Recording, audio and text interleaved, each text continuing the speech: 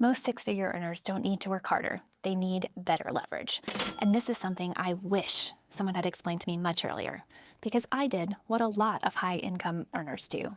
I picked a wealth building strategy that technically works, but it didn't actually fit my lifestyle.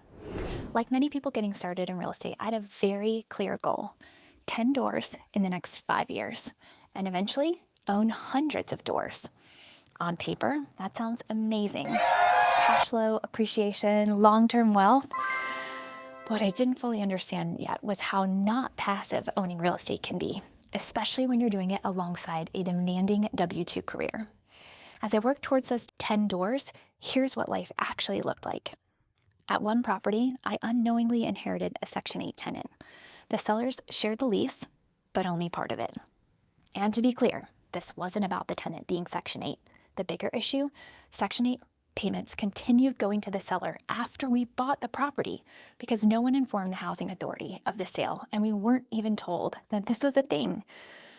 That eventually turned into more than $7,000 owed, thousands of dollars in property damage, and an eviction that I'll probably never recover a dime from.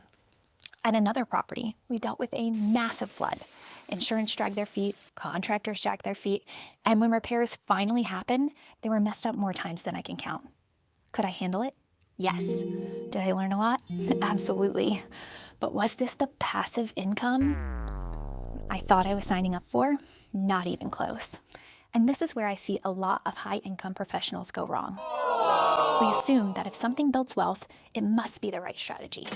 But we don't stop to ask whether it fits in our life, our schedule, or our energy. The problem wasn't real estate.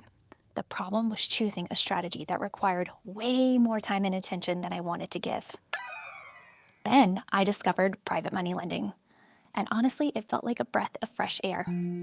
After properly vetting the operator and the deal, money started showing up in my account every single month, without tenants, without toilets, without emergency calls.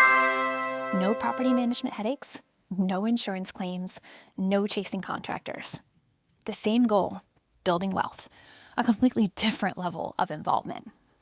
Here's the part that still blows my mind. I hadn't even heard of private money lending until around 2022, and I didn't understand that I could actually participate in it until 2024, which tells me there are a lot of high-income professionals out there right now, smart and capable people who are exactly where I was a few years ago. Not behind, just not shown the full menu of options.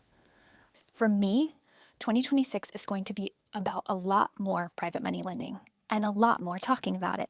Because if you're building wealth on top of a demanding career, leverage matters more than hustle. And the best strategy isn't one that sounds impressive. It's the one that actually fits your life. Hey there, it's Andrea. If you enjoyed this video, hit subscribe so you never miss another one. Thanks.